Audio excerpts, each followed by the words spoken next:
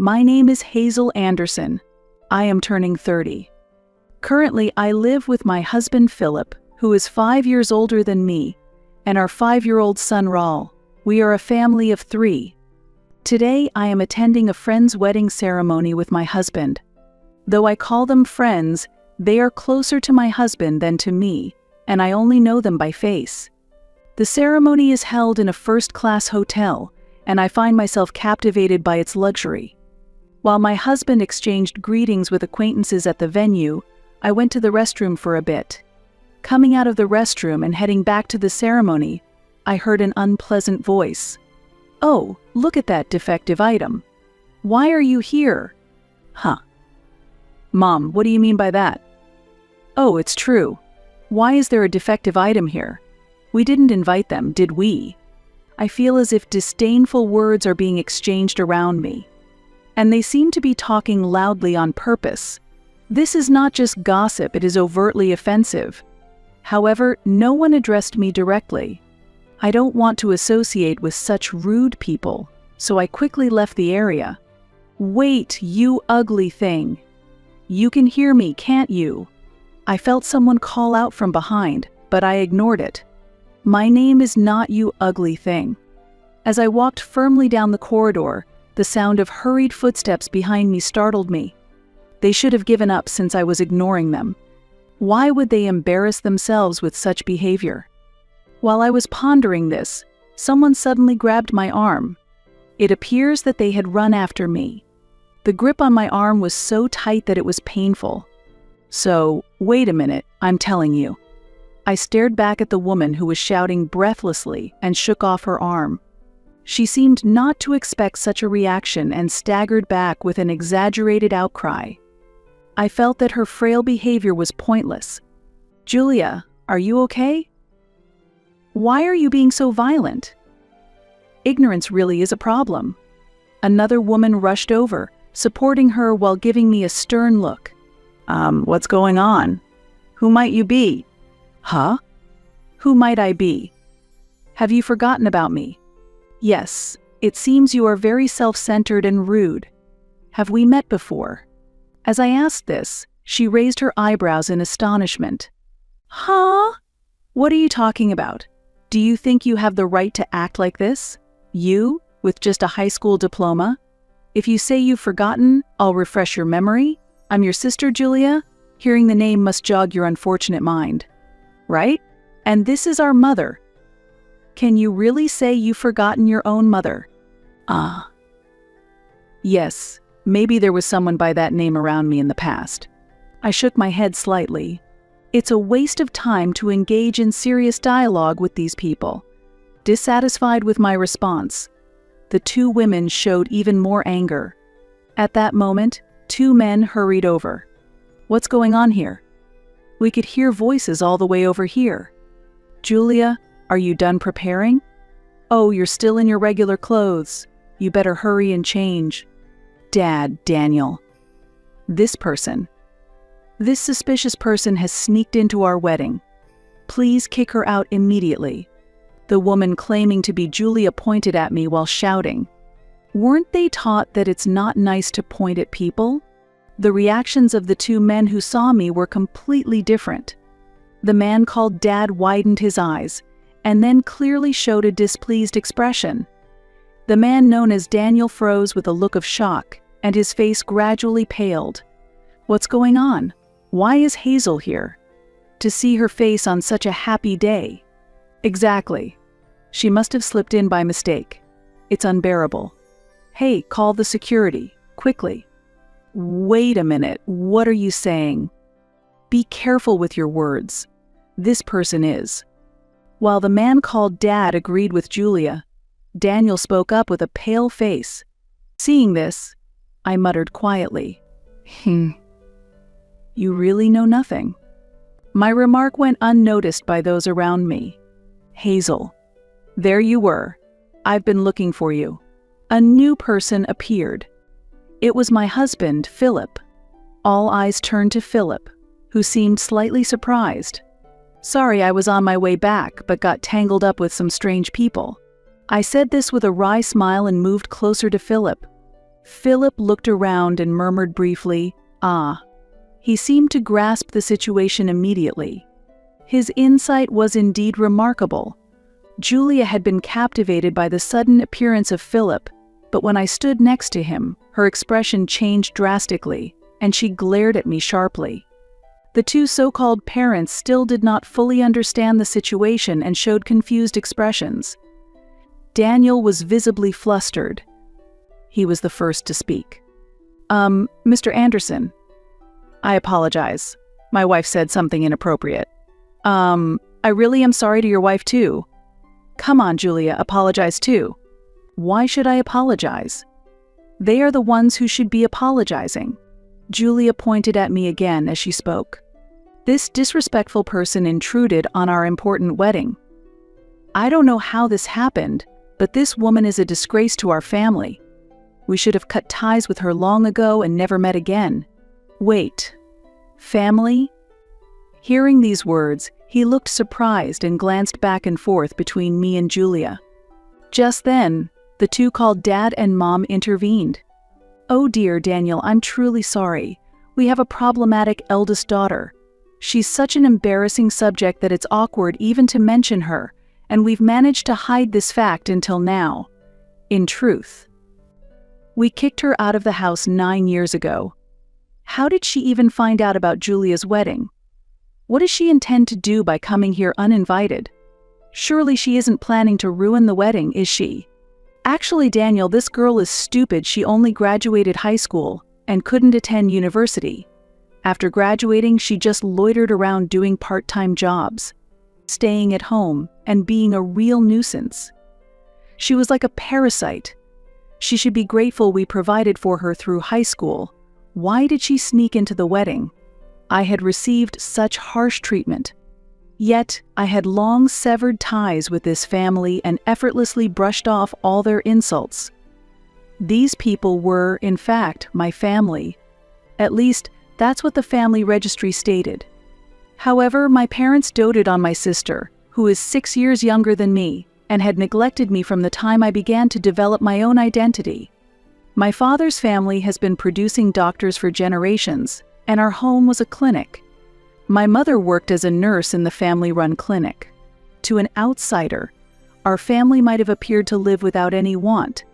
However, the reality was a home filled with toxicity. I remember trying hard to earn my parents' love when I was young, but I gave up all expectations from my family because the reason for favoring my sister was incomprehensible to me. She was deemed attractive, and I was not. Fortunately, although it might sound odd to evaluate myself, I was intelligent and excelled academically. Therefore, I focused on my studies with the goal of leaving home early. During that time, I felt like I was acting the role of the defective elder sister in the family. Listen, I won't allow you to go to university. You are inherently a defect. There's no way you could get into university. Start working immediately after high school graduation, become independent, and contribute financially to the house. It's thanks to us that someone as unattractive as you could grow up at all. You owe us a debt of gratitude. That's right. You never seem grateful. As for college expenses, we might consider it for Julia, but there's not a single cent available for you. You will spend your life serving us. Even if you do get a job, it won't be anything significant. This is what my parents told me during my senior year of high school. By the way, this conversation was recorded at the time and has been preserved to this day. During my high school years, I recorded almost all of the verbal abuse and irrational behavior from my family. My sister Julia, seeing the consistent behavior of our parents, also scorned me and always tried to assert her dominance. I will become a doctor and take over Dad's job in the future. I'll work hard enough for the both of us, since my big sister can't. Oh, that's so nice to hear. Yes, learn from her failures and do your best. Don't worry, Julia, you can do it. Yes, we will support you fully. Unlike your sister, Julia, you are truly our pride. They would have these kinds of conversations blatantly in front of me. It was like something out of a play. After graduating high school, I worked various part-time jobs for about 3 years. I still lived at home, technically. They said I was a nuisance, but they wouldn't allow me to leave on my own terms because they wanted to use me as it suited them. However, I had secretly rented an apartment. Although my family continuously told me, "We won't forgive you if you do this. We won't allow you if you don't do that after becoming an adult," I realized I didn't need their permission anymore. Of course, there were complications like needing a guarantor for certain things. By the way, I intentionally reported less income from my part-time jobs, so the amount of money demanded by my family was minimal. Additionally, I began investing and gradually increased my savings. When Julia was preparing for her high school entrance exams, she used the convenient excuse that she couldn't concentrate with me around, and I was kicked out of the house. My parents seemed to assume I would eventually return, but for me it was a perfect opportunity to become independent. It must have been a surprise for them that I, who was belittled as incapable of doing anything on my own, didn't return. However, that soon became irrelevant to them. As far as my parents were concerned, having Julia was enough. 9 years have passed since then. While lost in thought alone, I overheard an escalating argument between Julia and a man named Daniel. In fact, today was their wedding day. So, they are now married. Though my sister's name might have been on the invitation, I took it as a mere coincidence and didn't give it much thought. My interest in this family had already faded. Why are you taking her side? I've been saying all along that she's suspicious. Just her being here spoils the mood. Kick her out quickly. Look, I've told you several times I invited these people to the wedding. You checked the invitations with me, right? They've already checked in. They're official guests. So apologize for what you said earlier. Daniel pleaded. It's worrying that such arguments are happening just before the wedding.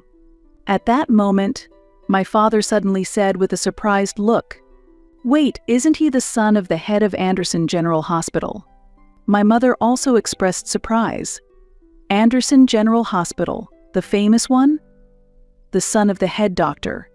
My sister's husband, Julia, echoed their surprise. Amid these stares, Philip introduced himself. "Nice to meet you. I'm Philip Anderson. This is my wife, Hazel," and greeted them with a smile. Philip's parents are distinguished doctors who have managed a hospital for many years.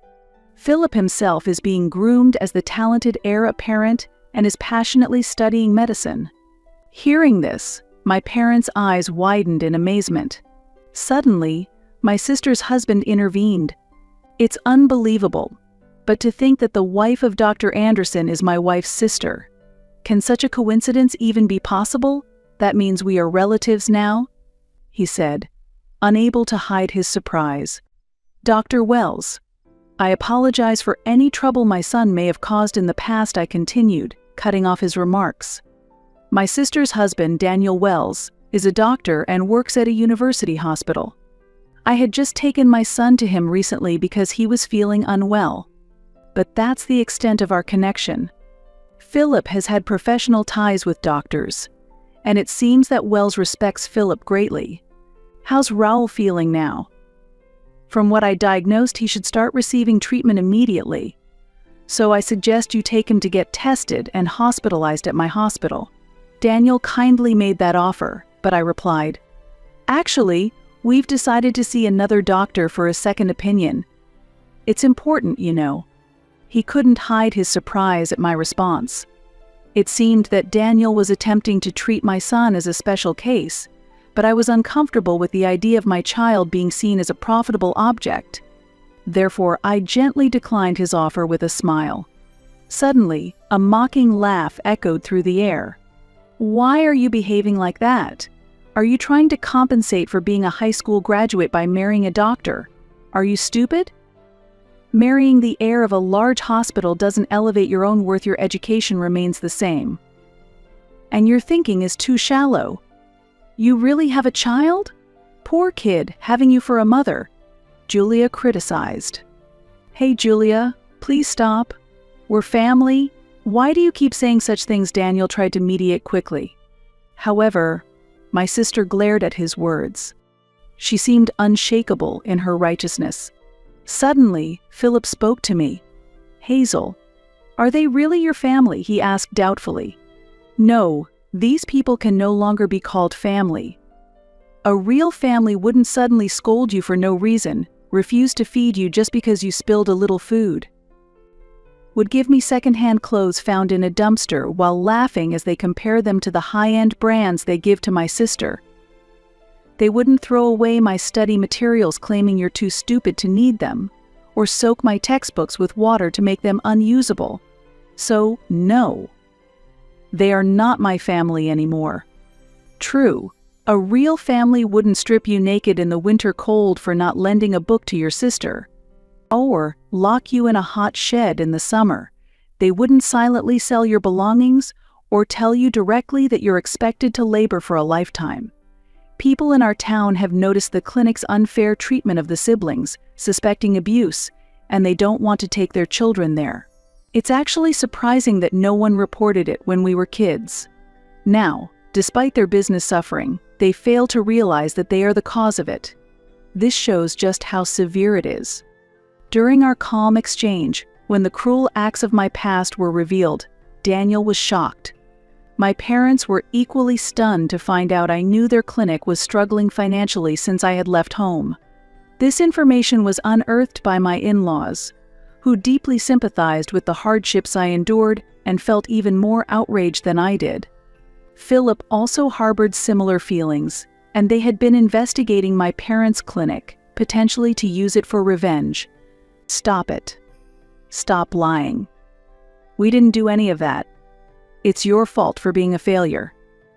Daniel, don't believe a word she says, my sister vehemently protested, but it was too late. He looked at her with disdain.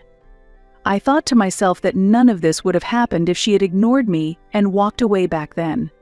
No, but actually, it's you who are lying, Daniel retorted. Me? Lying? About what? She responded in disbelief. That Mrs. Anderson only graduated high school? She holds a college degree, is a successful entrepreneur, and the CEO of a company involved in hospital food, which has been instrumental for our clinic. CEO, my sister exclaimed in shock, staring at me as if seeing something unbelievable. My parents were equally astounded. Stop lying. She's just a high school graduate. Are you saying she went to college behind our backs without us knowing? My mother said that accusingly. Yes, I did go to college. I was already an adult, and I had no obligation to report to strangers who are not my family, I replied. What are you saying? How can you speak to your parents like that? We didn't give you permission to go to college, my father shouted. Why would I need your permission? I calmly countered, and they could not hide their indignation. After high school, I worked various jobs and saved a considerable amount of money. I used part of these funds to pay for college tuition. There was still so much I wanted to learn and pursue. Living away from home, I enjoyed my freedom and was capable of anything. While in college, I started my own business. That's also when I met my current husband. Reflecting on this fills me with deep emotions. Meanwhile, my sister was mumbling something with a pale face. I can't believe it. I always thought she was the incapable and inept sister who couldn't do anything by herself, that she would die somewhere after being expelled. Despite all that, she graduated from college and is now a CEO and married to the heir of a major hospital. Why? I thought I would be the happier one. Why is she more successful than me? Why does she look happy? Why indeed? Maybe it's because despite being treated unfairly by our family, she never gave up and kept working hard. Maybe luck played a small role as well. After saying this, I looked back at my sister firmly. And then I revealed a shocking fact. By the way, I heard you dropped out of middle school. Is that true? This revelation completely shocked everyone around, including my former parents and Daniel. What? What are you suddenly talking about? Who dropped out of middle school? My sister countered, though I admired her bravery in doing so. I heard from a distant relative who has always been kind to us that after I left home, you overestimated your capabilities, thinking you could easily get into any prestigious school without studying. You went into the exam unprepared and ended up writing almost nothing. resulting in the expected failure. After that, you became unruly at home and were in a reclusive state for a long time, right? You only returned to society recently when our parents introduced Daniel as a suitable marriage partner for you, I explained. As I spoke, Daniel's expression grew increasingly stern, while my parents and sister turned pale. The relative who provided this information is a distant cousin of my father, known for his skill in gathering information. Despite having met only a few times during my childhood, he looked after me and even acted as my guarantor. What baseless things are you saying?" my sister protested, trembling, but I continued. "Actually, the claim that you work in medical administration is also false, isn't it? In reality, you don't have the qualifications and you're only handling menial tasks, not entrusted with any specialist duties. It's good that at least the minimum professional ethics are being maintained," I stated. "Stop it. Your words are filled with lies. All of it is false," she cried out. "Maybe so. What I heard was just a rumor after all. Whether you believe it or not is up to you," I responded. At that, my sister suddenly turned to Daniel, studying his expression intently. On his face were doubt, confusion, and clear disdain. "Julia, you previously told us that you graduated from a prestigious women's university, held qualifications, and were supporting your family's hospital. Are you saying all that was a lie? Falsifying academic credentials to deceive people is clearly fraudulent. Have you deceived me?" Daniel asked pointedly. "No, Daniel. Don't just take her word for it. You're my husband, you should trust me," she pleaded. "Then, please name even one professor from the university you claim to have graduated from," he challenged her directly. Clearly flustered, my sister struggled to respond. "That's not relevant right now." "Is it really not?" "Well, let's call a professor from the department you claim to have attended right now. This professor is also a family friend of our parents and has a very close relationship with our family," Daniel proposed, ready to unravel the truth once and for all. As he declared this, Daniel calmly picked up his smartphone. "Please stop. That's not necessary. Daniel, if you trust me, that's enough." Oops! Suddenly, Julia snatched the smartphone from Daniel's hand and forcefully slammed it onto the floor. "There's no need to check, just believe me." Driven by anger, Julia slammed the phone to the floor and then mercilessly stomped on it multiple times with her high heels, completely destroying it. Her expression at that moment was distorted with rage, resembling the face of a monster. This scene greatly shocked Daniel, and the people around were stunned by her sudden action. My parents tried to calm Julia down, but her anger seemed not easily subdued. The commotion caught the attention of other guests and the venue's staff, who gathered around with concerned looks. The venue momentarily descended into chaos, with a very intense disturbance unfolding. Despite being there, I felt as if it were happening to someone else. I could no longer feel a familial connection with my sister or those present. For me, my family now consists only of my husband and son. "Shall we go home? I think we've done our duty here," I suggested to my husband. Philip looked a bit surprised and asked, "Are we finishing up already, Hazel?" I replied with a calm smile. "It's okay, let's go home. Oh, and let's stop by the cake shop at this hotel on the way back and buy some delicious cake. There's one that's been very popular recently." "Hey, that sounds like a good idea. Let's pick up a cake on the way home." Philip agreed, and we left the venue with a light laugh. Later, I heard that Daniel was involved in a lawsuit for making false diagnoses to patients and charging excessive medical fees. Following this, my former parents, finding themselves in a dire situation, sought my support. However, they did not know my current contact information and ultimately showed up at the hospital where my husband works, wanting to see us. "So, she's the daughter-in-law of the hospital heir. She is our daughter, please let us see her right away.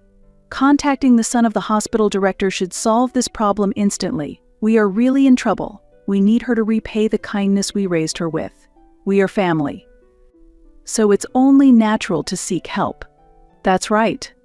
Honestly, I never thought she would be so useful, but it pays to raise them, doesn't it? I never imagined she would find a more suitable partner than Julia. We are now in-laws with the son of the hospital director, so it's natural for us to seek support. They proclaimed this loudly at the reception, causing quite a stir. However, it was not my husband or I who responded, but rather, coincidentally, my parents-in-law. They, with a stern look, firmly asked my parents, "What business do you have with our daughter?" My parents were unsettled by this stern response, literally froze on the spot, and quickly left the scene. They tried to contact us several times afterward, but because they did not focus on resolving their own business issues, their hospital eventually had to close. When I received news of the closure, I felt no particular emotion. Instead, I felt a sense of relief that they had reaped what they sowed. I thought it was one of the most refreshing moments.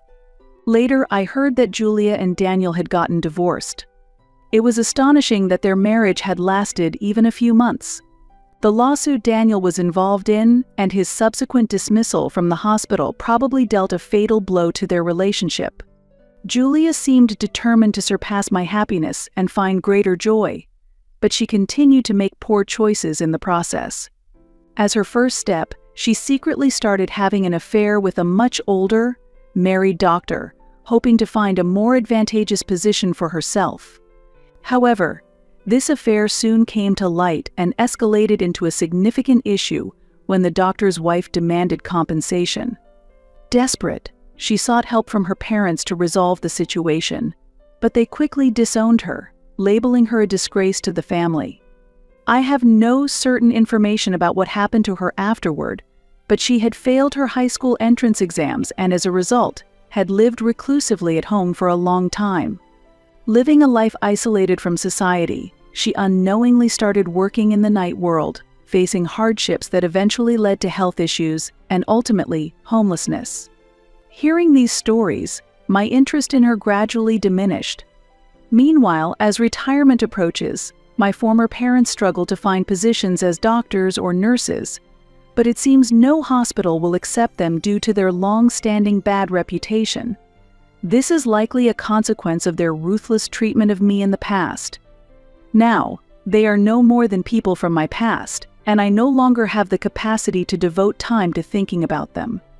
Regarding my son, fortunately, after examinations at another medical facility, he no longer needs to be hospitalized, and his condition has significantly improved with proper medication.